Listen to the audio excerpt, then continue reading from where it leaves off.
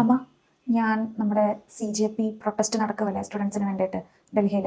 അപ്പോൾ ഞാൻ അതിന് സപ്പോർട്ട് ചെയ്യാനായിട്ടേ ഞാൻ പോവാം. ഞാനും എൻ്റെ കുറച്ച് 2-3 ഫ്രണ്ട്സും ഉണ്ട്. ഇവർ 3 ദിവസം കഴിഞ്ഞിട്ടേ ഞാൻ വരും. ആൻറ്റി, ഞാനെന്നാ പോയിട്ട് വരാം. മോള് നീ എവിടെ പോവാന്നാ പറഞ്ഞേ? ഓ, CJPയുടെ പ്രൊട്ടസ്റ്റ് സ്റ്റുഡൻസിന് വേണ്ടിയിട്ട്. അതിന് നീ പോയിട്ട് എന്ത് ചെയ്യാനാ? അല്ലേ എടി, നീ നിന്റെ മോളെ ഈ കണ്ട ഡൽഹിയിലോട്ടും അവിടോട്ടൊക്കെ ഈ അടികൊള്ളാനും ലാത്തി ചാർജിന്റെ കീഴിൽ ചെന്ന് കയറാനും ഉമ്മാരുടെ ചീത്തവിളി കേൾക്കാനും ഒക്കെ പറഞ്ഞു വിടുവാണോ? നിനക്ക് യാതൊരു പണിയില്ല.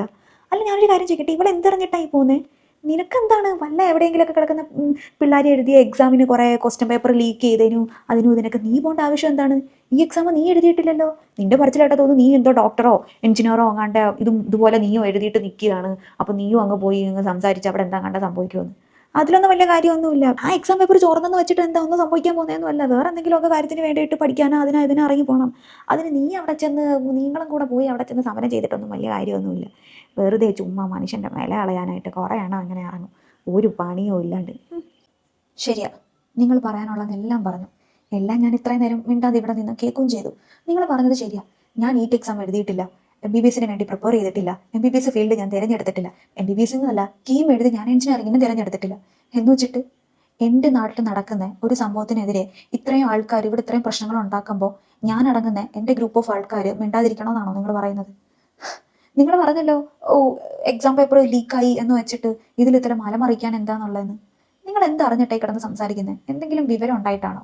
അത്യാവശ്യം തലയിൽ ആൾതാമസം ഉണ്ടായിട്ടാണോ നിങ്ങൾ ഇത്രയും കിടന്ന് സംസാരിച്ചത്?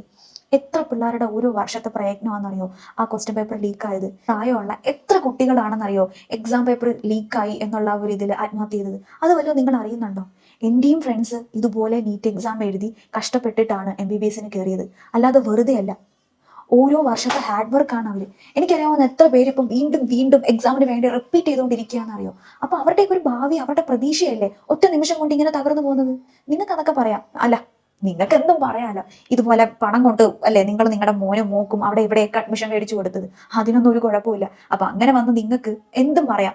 നിങ്ങൾക്ക് എഡ്യൂക്കേഷന്റെ വില അറിയില്ല. പക്ഷെ ഞങ്ങളെ പോലെ മെറിറ്റിൽ കിട്ടാൻ വേണ്ടിയിട്ട് കഷ്ടപ്പെടുന്ന ഓരോ ആൾക്കാരുണ്ട്. കാര്യം ഞങ്ങളുടെ കയ്യിൽ ഇട്ട് മുടാനുള്ള പൈസയും പണവും ഒന്നുമില്ല. അപ്പൊ അങ്ങനെ വരുമ്പോൾ അത്ര ഹാർഡ് വർക്ക് ചെയ്തിട്ടായിരിക്കും ഒരു എക്സാമിന് വേണ്ടിയിട്ട് പ്രിപ്പയർ ചെയ്യുന്നത്. ആന്റിക്ക് വേറെ ഒരു പണിയും ഇല്ലേ? ഞാൻ അറിയാൻ വയ്യാഞ്ഞിട്ട് ചോദിക്കുക. കുറെ നാളായല്ലോ ഇവിടെ നിൽക്കാൻ തുടങ്ങിയിട്ട്, ഒരു പണിയും ഇല്ലേ? ഞാൻ എന്റെ കാര്യം നോക്കിയാ ചെയ്യുന്നത്. എന്താണ് ശരി എന്താണ് തെറ്റെന്ന് ആന്റി എന്നിട്ട് കൂടുതൽ അത് സംസാരിക്കാനായിട്ട് പ്ലാനും വരണ്ട. അമ്മ, ഞാൻ പോയിട്ട് വരാം.